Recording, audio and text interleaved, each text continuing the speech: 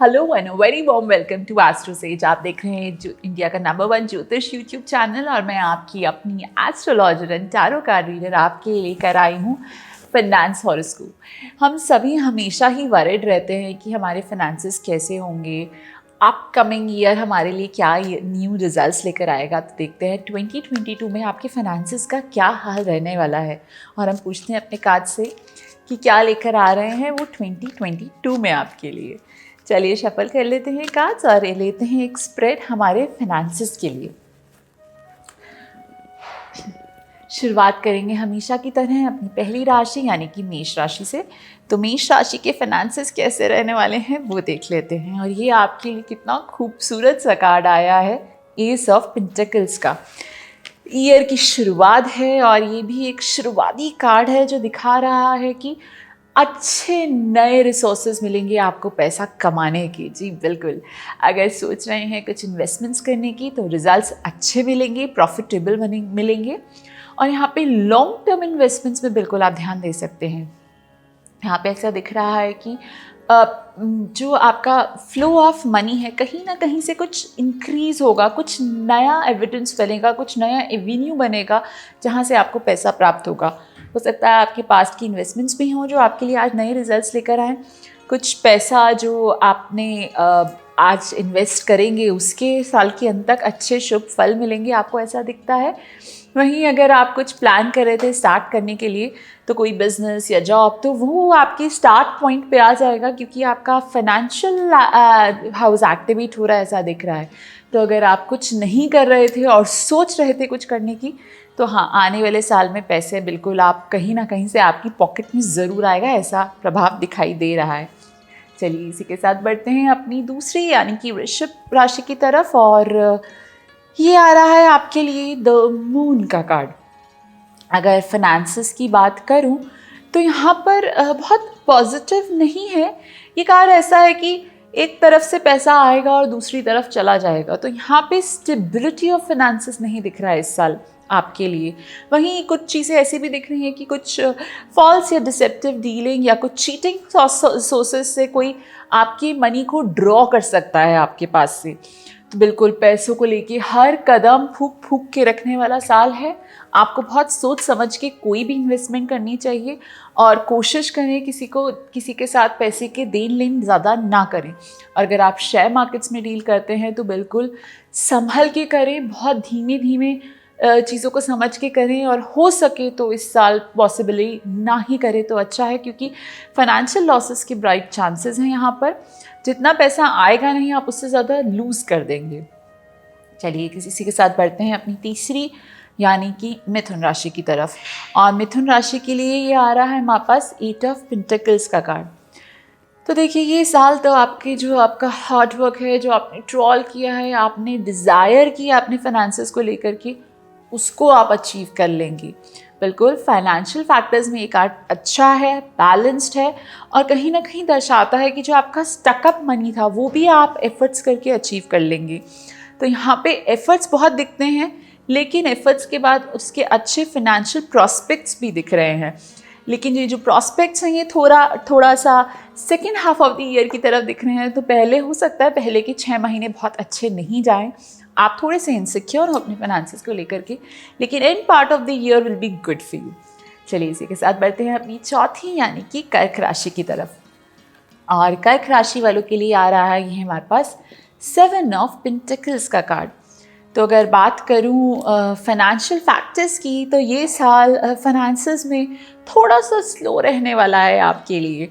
यानी कि जो आप एक्सपेक्ट कर रहे हैं या जितना प्रॉफिट आप सोच रहे हैं या जितना प्रमोशन आप एक्सपेक्ट कर रहे हैं, उसके लिए आपको साल के अंत तक इंतज़ार करना पड़ेगा, क्योंकि स्टार्टिंग का ईयर आपको बहुत ट्रॉल करेगा। आपको लगेगा कि अब आपकी फाइनेंसेस बेटर होने वाले हैं, अब चीज़ें आपके हाथ में आने वाली है या बेटर प्रॉस्पेक्ट्स होने वाले हैं, लेकिन वो आएंगे नहीं, वो आपको थोड़ा और इंतज़ार कराएंगे। और साल के अंत तक मतलब फाइनेंशियल फैक्टर्स अच्छे हैं, लेकिन पूरे साल आपका लो बैलेंस के बाद आपको कुछ अच्छे रिजल्ट्स मिलेंगे, ऐसा दिखाई दे रहा है। जैसे कमाल की बात है, फाइनेंस का प्रिडिक्शन है और मेजर कार्ड्स हमारे पेंटिकल्स यानी कि फाइनेंस के आ रहे हैं, तो बहुत ही सिंक्रोनाइज हो रहा है यहाँ पर। चलिए बढ़ते हैं अपनी 5वीं यानी कि सिंह राशि की तरफ।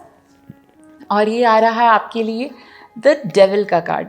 यहाँ पर अगर फाइनेंसेस को लेकर बात करूँ तो दिखता है कि कुछ पुरानी सोर्सेज ऑफ आपकी इनकम बंद होंगे, कुछ न्यू सोर्सेज आप एक्टिवेट करेंगे।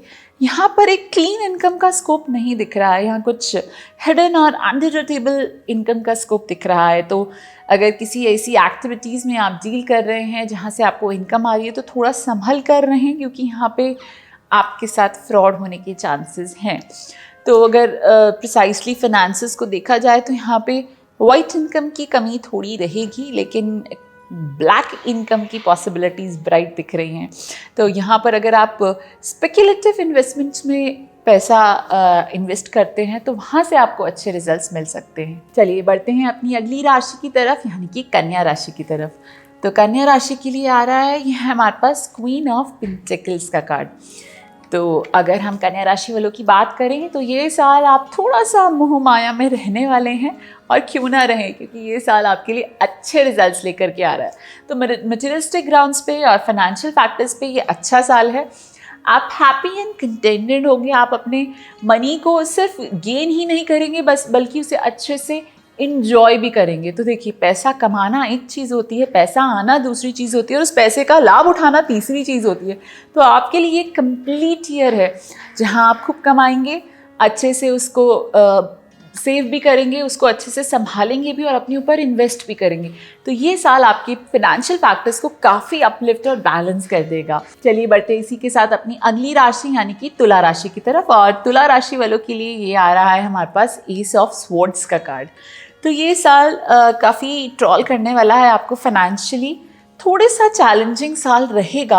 आप जितना एक्सपेक्ट कर रहे हैं या जितना आपकी पहले जीवनी जिस हिसाब से चल रही थी, आप उसको एट पार नहीं मिला पाएंगे। थोड़ा सा डेफिसिट बजट की भी यहाँ पे प्रोबेबिलिटीज़ दिखती हैं। तो इसलिए इम्पॉर्टेंट हो जाता है आप हर चीज़ को प्रायोरिटाइज़ करें, अपने फाइनेंशियल फैक्टर्स को अच्छे से देख लें, सब अच्छे से प्लान कर लें, क्योंकि इस साल अगर आपने प्लान नहीं किया तो आप बहुत ही ज़्यादा स्ट्रेसफुल कंडीशन में आ सकते हैं। और वहीं अगर आपने प्लान कर लिया तो साल के अंत तक आप चीज़ों को, साल के मध्यांतर तक, सिर्फ अंत तक नहीं बल्कि साल के मध्यांतर तक आप चीज़ों को थोड़ा सा ऑर्गेनाइज कर पाएंगे, बैलेंस कर पाएंगे। किसी भी तरह की इन्वेस्टमेंट लिक्विडिटी ऑफ एसेट्स में नहीं कीजिए, क्योंकि ये बहुत अच्छे रिजल्ट्स आपके लिए नहीं देगी। तो अगर आप अपने कार पे या प्रॉपर्टी पे इन्वेस्ट करना चाहते हैं तो ये साल के लिए आपको एडवाइस करेंगे कि आप रुक जाइए। चलिए बढ़ते हैं अपनी अगली राशि यानी कि वृश्चिक राशि की तरफ। और वृश्चिक राशि वालों के लिए आ रहा है ये द फूल का कार्ड। चिंता मत कीजिए, कोई आपका बेवकूफ़ नहीं बनाने वाला है। फाइनेंशियल फैक्टर्स में इस कार्ड का मतलब है कि कुछ अच्छे स्कोप्स रहेंगे, जो इनकमिंग है फाइनेंसेस बैलेंस्ड रहेंगी और स्मूथ रहेंगी, लेकिन आप कुछ रफ एक्सपेंडिचर्स कर सकते हैं, वो दिख रहा है। यहाँ पे आप स्पेंड थ्रिफ्ट हैं, कुछ अनप्रोडक्टिव चीज़ों पे इन्वेस्ट करेंगे, और वो भी तब इन्वेस्ट करेंगे जब आपके सब घर वाले और आपके चाहने वाले आपको रोकेंगे, तो आप उनकी सुनेंगे नहीं और इन्वेस्टमेंट कर देंगे, और वो इन्वेस्टमेंट कुछ खास अच्छे रिजल्ट्स नहीं लेके आएंगी। इसलिए ये साल इम्पोर्टेंट है कि आप अपने फाइनेंसेस को इन्हांस करने के लिए एडवाइस लें। अगर आपके डियर वंस आपको कुछ कह रहे हैं या सजेस्ट कर रहे हैं तो बिल्कुल उन्हें सुने। अगर आप उन्हें सुनेंगे तो आपके फाइनेंसेस में बहुत बरकत आएगी। तो ये साल बरकत वाला है, लेकिन थोड़ी समझदारी भी दिखाने वाला है। चलिए इसी के साथ बढ़ते हैं अपनी अगली राशि यानी कि धनु राशि की तरफ। और धनु राशि वालों के लिए ये आ रहा है मेरे पास 9 ऑफ कप्स का कार्ड। तो अगर आपके फाइनेंसेस की बात करूं तो ये 9 ऑफ कप्स है तो बहुत खूबसूरत कार्ड, और ये दर्शा भी रहा है कि आप फाइनेंसेस को लेकर के हैप्पी रहेंगे, कंटेंटेड रहेंगे और रिलैक्स्ड रहेंगे। तो कहीं ना कहीं यहाँ पे आपकी जो इन्वेस्टमेंट है मेजरली आप अपने ऊपर करेंगे, अपने घर वालों पर करेंगे। तो इस फाइनेंशियल फैक्टर्स में दिख रहा है कि कहीं ना कहीं घर वालों की हेल्प से भी आपको बहुत फ़ायदा होने वाला है। तो अगर आपकी कोई पास्ट प्रॉपर्टी थी, कोई एंसेस्ट्रल लीनिएज से बचा हुआ धन था, वो आपको मिल सकता है, ऐसा दिखता है। अगर आप पैतृक संपत्ति की कामना कर रहे थे या कामना नहीं भी कर रहे थे तो वहाँ से कुछ लाभ मिलता हुआ बिल्कुल दिखाई दे रहा है। तो फाइनेंशियली ये ईयर आपको बहुत खुश रखने वाला है। आप बहुत सैटिस्फाइड फील करेंगे और आप थोड़ा फ्लॉन्ट भी करेंगे, ऐसा दिखाई दे रहा है। तो आप अपने पैसे को अच्छे से उड़ाएंगे और अच्छे से दिखाएंगे कि हम बहुत अच्छे हैं या बहुत रईस हैं या जो थे उससे बहुत अच्छे हैं, तो कहीं ना कहीं एक हैप्पीनेस और सेटिस्फैक्शन लेवल यहाँ पर दिखता है आपके फाइनेंसेस को लेकर के। चलिए इसी के साथ बढ़ते हैं अपनी अगली राशि यानी कि मकर राशि की तरफ। और मकर राशि के लिए आ रहा है हमारे पास ये 7 ऑफ स्वॉर्ड्स का कार्ड। तो अगर मैं बात करूँ फाइनेंसेस की, कार्ड तो काफ़ी ऑप्टिमिज्म दिखा रहा है लेकिन कुछ उलझी हुई स्कैटर्ड चीज़ें भी दिखा रहा है। तो यहाँ पर दिखता है कि फाइनेंसेस तो होंगे लेकिन आपको दिखाई नहीं देंगे, कहीं ना कहीं स्कैटर्ड होंगे या कहीं ना कहीं आप इतनी इन्वेस्टमेंट करके रखेंगे कि लिक्विडिटी ऑफ फंड्स में आप थोड़ा सा परेशान होंगे। तो यहाँ पर फाइनेंस इन दी बैकग्राउंड दिख रहा है, मतलब कि आपका जो एक्यूमुलेटेड फाइनेंस है कहीं ना कहीं कलेक्शन होगा लेकिन आपको धन इस्तेमाल करने के लिए नहीं मिलेगा, ऐसा दिखाई दे रहा है। तो हो सकता है कि अगर आप अपनी धन संपत्ति अपनी बीवी या माता पिता के अकाउंट में डिपॉजिट करते हैं तो वो आपके साथ थोड़ी राशनिंग करें, थोड़ी माइजरिज्म दिखाएं और उसके चलते आप थोड़ी कटौती पे आ जाएं अपने फाइनेंसेस को लेकर के। तो यहाँ फाइनेंसेस हैं लेकिन उनका यूसेज नहीं हो पा रहा है, ऐसा दिखाई दे रहा है। आने वाले साल में थोड़ा सा आपको उसके साथ मैनेज करना पड़ेगा, नहीं तो आप अपने आप को परेशान कर लेंगे ये सोच सोच कर कि आपकी संपत्ति ख़त्म हो रही है या आपके पास सर्वाइवल की लिए पैसे नहीं है। तो ये सिर्फ आपकी सोच में रहेगा, सामने दिखने में चीज़ें ठीक रहेंगी। चलिए इसी के साथ बढ़ते हैं अपनी अगली राशि यानी कि कुंभ राशि की तरफ। और कुंभ राशि के लिए ये कार्ड आ रहा है हमारे पास पेज ऑफ वंस का। तो ये एक कैजुअल सा अप्रोच दिखाता है फाइनेंसेस को लेकर। फाइनेंसेस आपके मॉडरेट रहेंगे, आप जितना एफर्ट करेंगे आप उतना अचीव कर पाएंगे। अगर आप बहुत ही एम्बिशियस हैं तो ज़्यादा धन जोड़ पाएंगे, अगर एम्बिशियस नहीं है तो बहुत ज़्यादा नहीं इकट्ठा कर पाएंगे। तो काफ़ी आपके एफर्ट्स पे डिपेंडेंट है ये साल। और एक चीज़ और दिखती है कि इस साल आप थोड़े से रिलैक्स जोन में रहेंगे, तो बहुत ज़्यादा पैसे के पीछे नहीं भागेंगे, ऐसा दिखाई दे रहा है।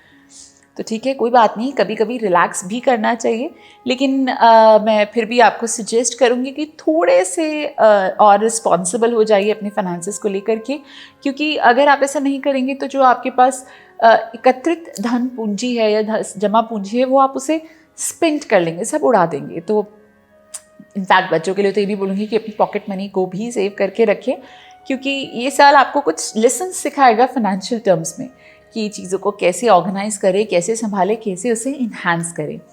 चलिए किसी के साथ बढ़ते हैं अपनी आखिरी राशि यानी कि मीन राशि की तरफ। और मीन राशि के लिए आ रहा है हमारे पास 9 ऑफ वंस का कार्ड। तो अगर बात करूं हमारी फाइनेंसेस की, तो ये साल थोड़ा सा चैलेंजिंग होने वाला है। फाइनेंसेस को मीट करना आपको हर मोमेंट पे लगेगा चैलेंज है, लेकिन at the end of the day आपके काम रुकेंगे नहीं, हो जाएंगे। तो ये साल पूरा आपका एक अप एंड डाउन ग्राफ में चलेगा, स्ट्रेट लाइन नहीं होगी, लेकिन ठीक है, अप एंड डाउन भी बताता है कि लाइफ है, लाइवलीनेस है। तो यहाँ पर आप जितने एफर्ट्स करेंगे उतने रिजल्ट्स मिलेंगे, कभी नहीं मिलेंगे। तो ये साल आपका थोड़ा सा इराटिक रहने वाला है फाइनेंशियल फैक्टर्स को लेकर, लेकिन घबराइए नहीं, ये एक टेम्प्रेरी फेज़ है। आई एम श्योर इससे भी आप कुछ अच्छा सीख कर कुछ अच्छा कर पाएंगे। तो बट ये साल किसी भी मेजर या मोटी या बिग टर्म या लॉन्ग टर्म इन्वेस्टमेंट्स के लिए नहीं है। हाँ, छोटी मोटी इन्वेस्टमेंट्स में आप डाल सकते हैं, लेकिन मैं आपको सजेस्ट करूँगी कि आप सेकेंड हाफ के बाद इन्वेस्टमेंट्स में डालें, लेकिन शॉर्ट टर्म इन्वेस्टमेंट्स में डालें, क्योंकि उससे पहले रिजल्ट्स की पॉसिबिलिटी थोड़ी सी ब्लीक है। चलिए इसी के साथ ख़त्म होता है हमारा फाइनेंस हॉरोस्कोप 2022 प्रेडिक्शंस, और मैं आपसे विदा लूँगी। नमस्कार।